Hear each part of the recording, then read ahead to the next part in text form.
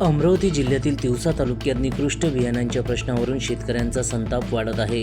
आता या प्रकरणात वंचित बहुजन आघाडीनेही आक्रमक भूमिका घेतली असून निकृष्ट बियाणे विकणाऱ्या कंपनीसह संबंधित कृषी सेवा केंद्रावर तातडीने कारवाई करण्याची मागणी केली आहे।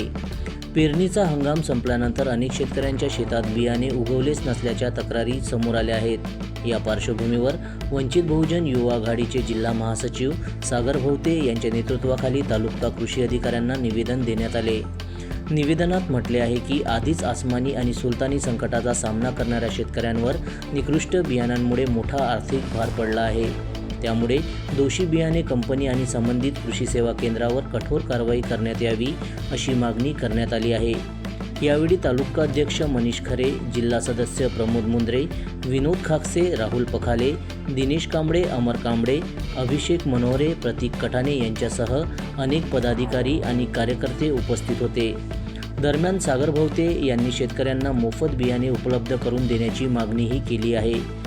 तसेच संबंधित कंपनीविरुद्ध न्यायालयात खटला दाखल करण्याची मागणी करण्यात आली आहे। या प्रकरणी 14 जुलै रोजी तहसीलदारांच्या उपस्थितीत बैठक आयोजित करण्यात आली आहे। या बैठकीत शेतकऱ्यांना न्याय मिळाला नाही तर बोगस बियाणे विकणाऱ्या कंपनी आणि कृषी सेवा केंद्राविरोधात तीव्र आंदोलन छेडण्याचा इशारा वंचित बहुजन आघाडीने दिला आहे। जनसमर्थन न्यूज, तिवसा, जिल्हा अमरावती।